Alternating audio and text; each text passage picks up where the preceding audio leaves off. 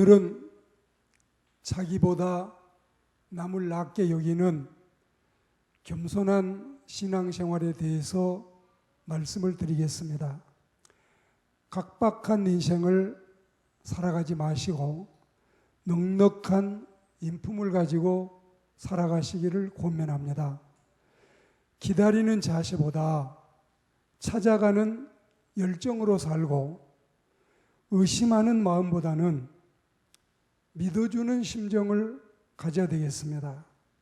눈치 주는 사람보다 감싸주는 사람이 되고 슬픔을 주는 이웃이 아니라 기쁨을 주는 우리들이 되어야 되겠습니다.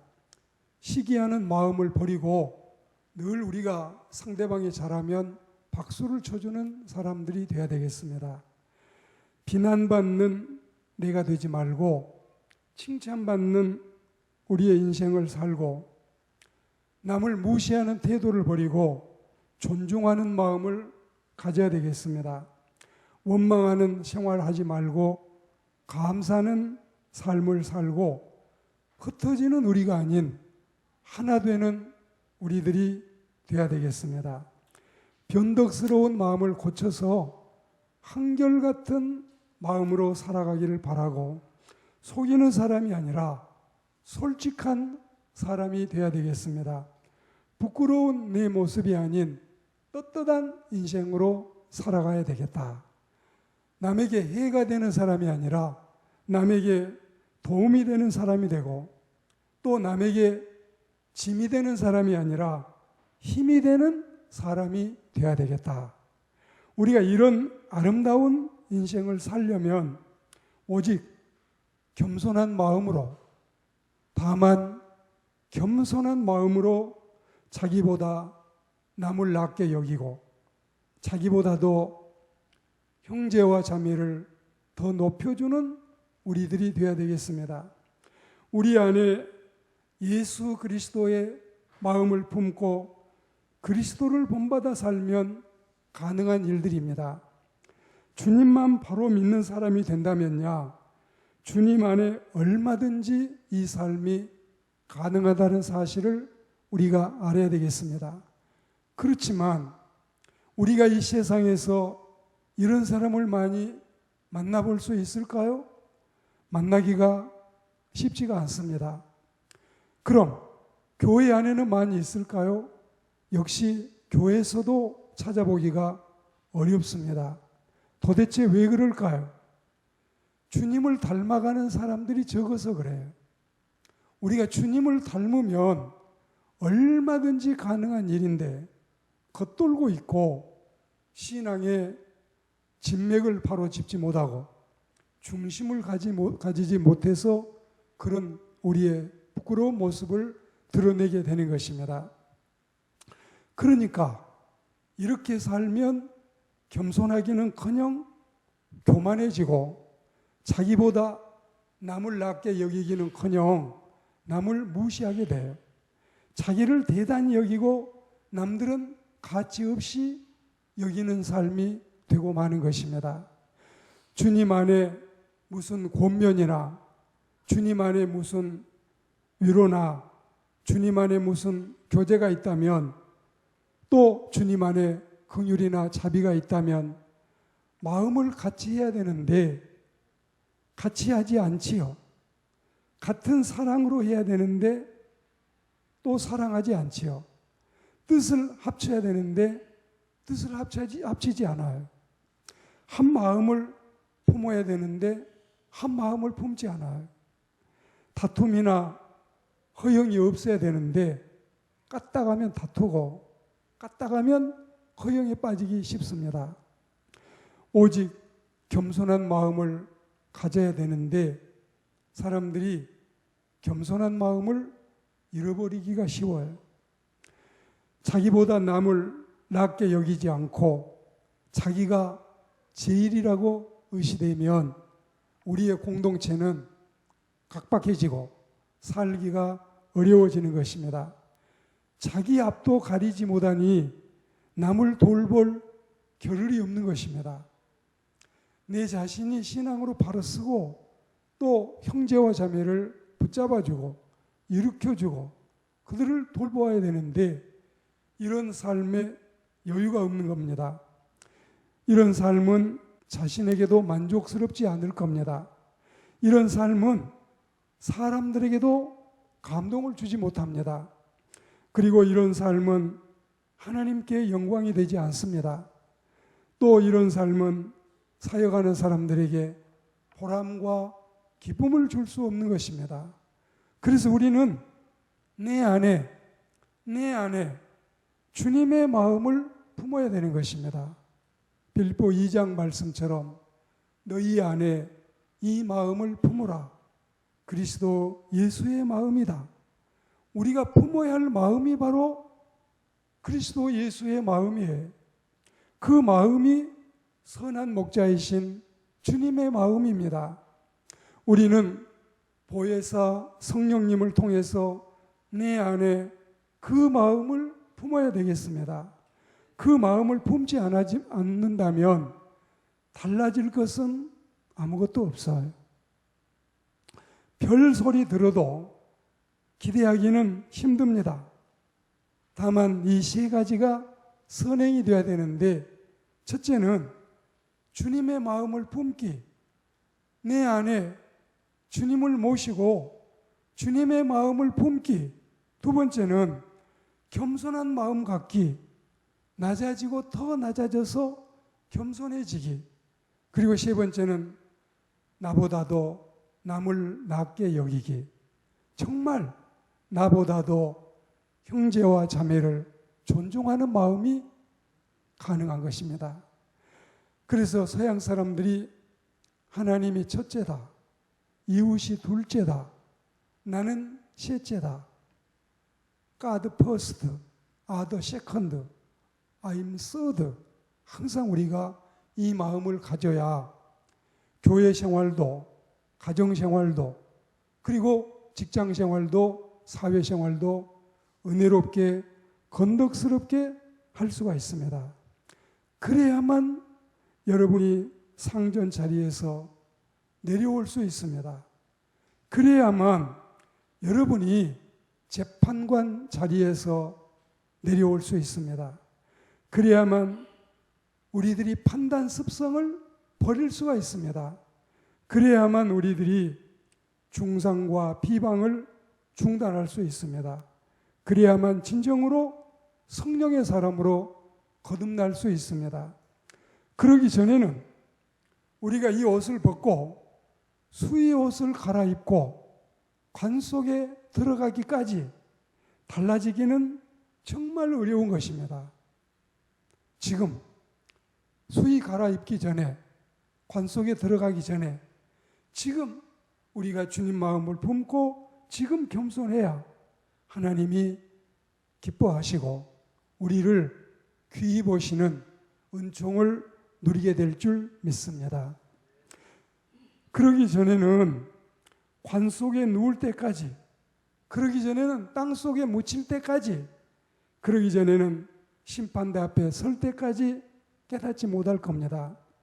달라져야 하리, 달라져야 하리, 낮아져야 하리, 그리고 또 낮아져야 하리, 변화되어야 하리, 변화되어야 하리.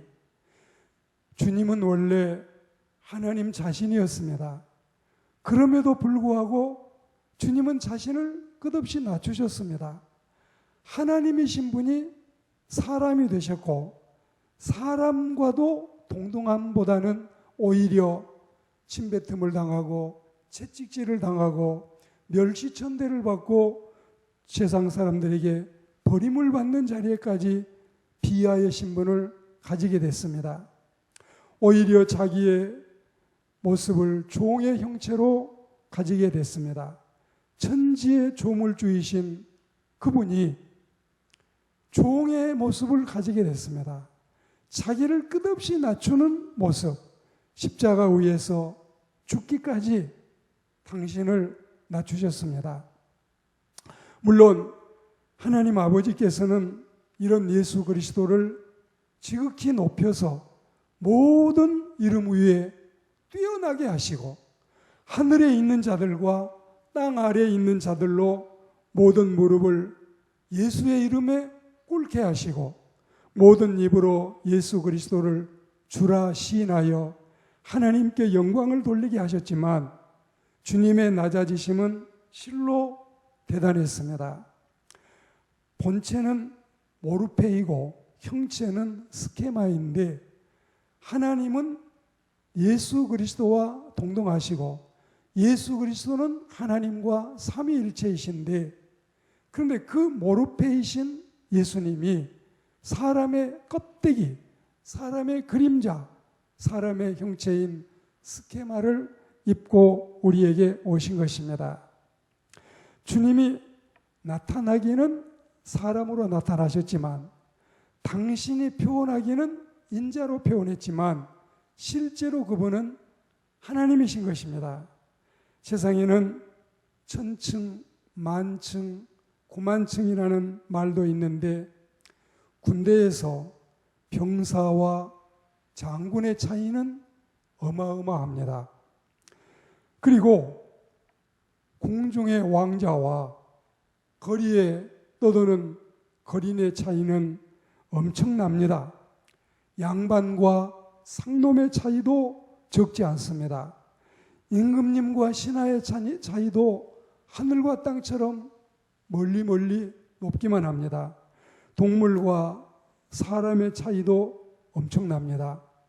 백인과 유색인의 차이, 백인들이 유색인들을 업신여기는 모습을 보면 실로 사람으로서는 할 수 없는 짓을 하고 있습니다.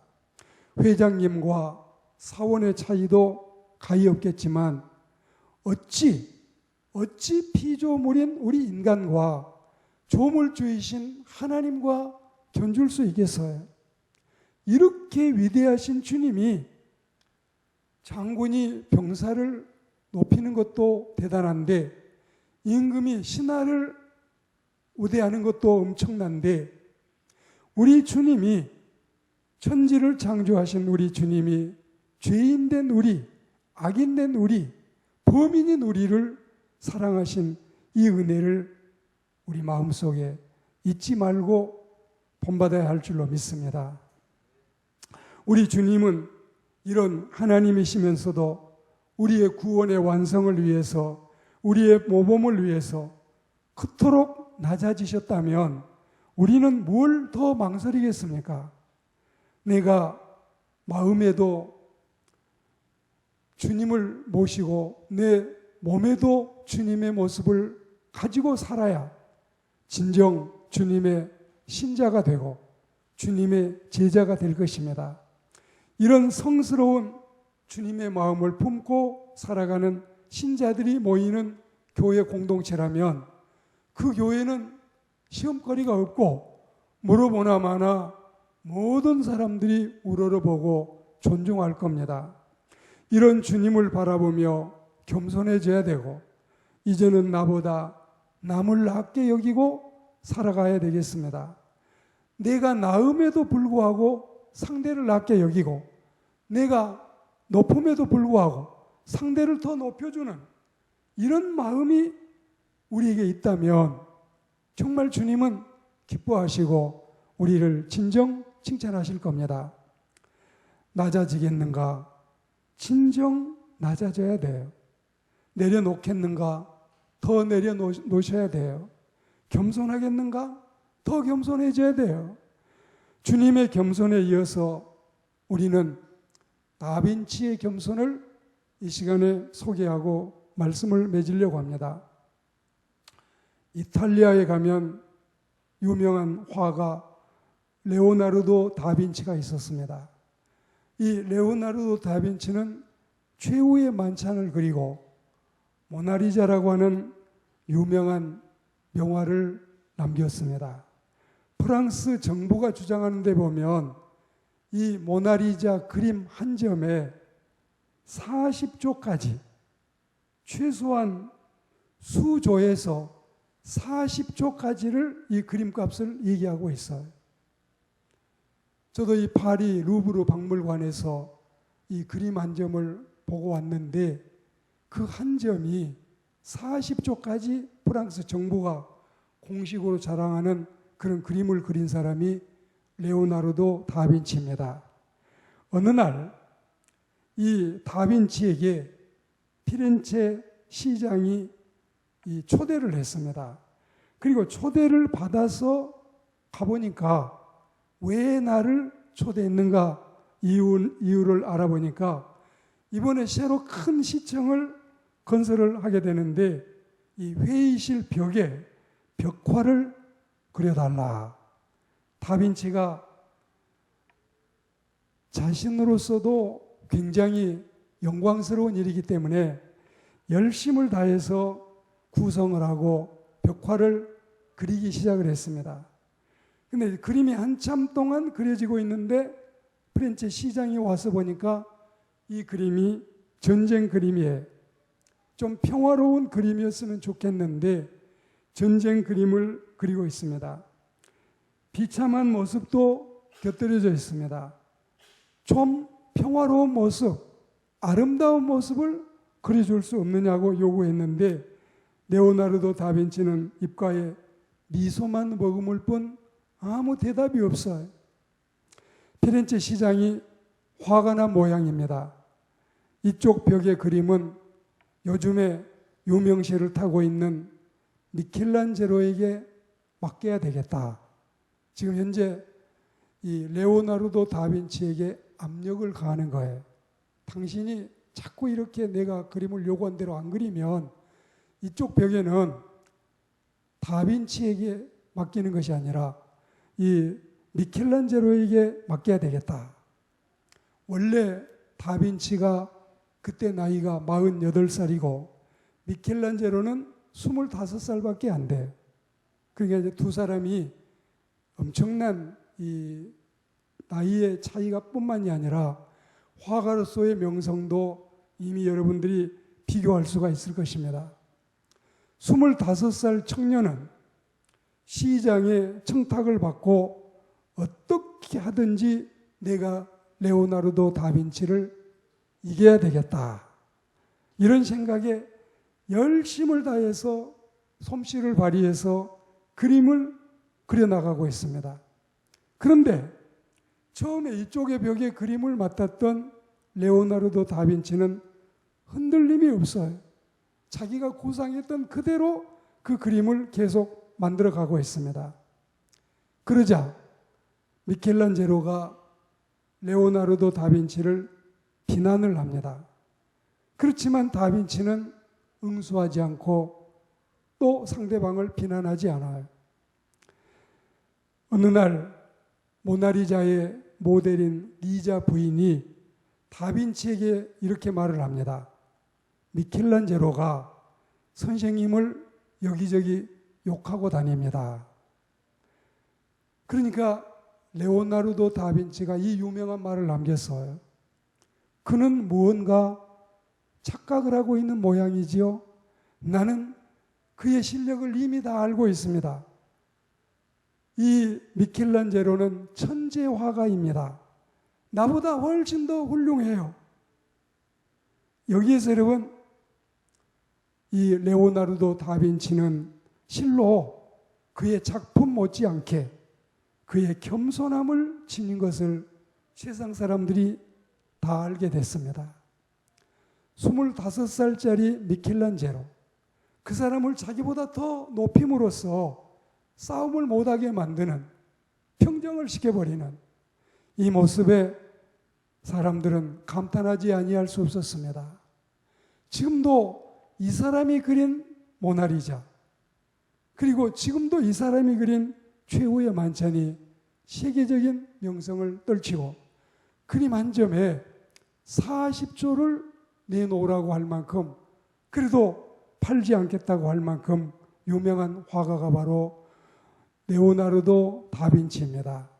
오늘 우리는 25살짜리 청년과 48세의 중견 작가의 이 모습을 보면서 예수님의 마음을, 예수님의 겸손을, 그리고 예수님의 사랑을 배워야 되겠습니다. 사람들이 겸손해져야 세상은 평안해집니다. 그때 비로소 우리는 나보다 남을 낮게 여기고 살아가게 되는 것입니다. 우리 모두가 선하신 목자 예수 그리스도의 마음을 품어야 되겠습니다. 때로는 레오나르도 다빈치의 겸손한 마음을 우리가 배워야 되겠습니다. 온갖 욕심과 치솟은 교만을 버리고 하나님 대행 자리, 재판관 자리, 심판장 자리에서 속히 이제는 내려와서 겸손히 허리를 굽혀서 주님을 섬기고 낮은 자리에 내가 거할 자리를 마련해야 되겠습니다. 내가 겸손해야만 비로소 그때 하나님이 우리를 높여주실 겁니다. 교회 생활하려면, 가정생활하려면, 사회생활하려면 직장에서나 겸손해야 그가 오래까지 가고 겸손해야 결국은 승리자가 될 줄 믿습니다. 더욱이 하나님이 이런 사람들을 기뻐하시고 하나님이 이런 사람들을 축복하시기 때문에 우리 모두가 이런 그리스도인, 자기보다 남을 낮게 여기는 미켈란젤로가 나보다도 더 낫다, 레오나르도 다빈치의 겸손을 배우는 우리들이 되기를 주의 이름으로 축복합니다.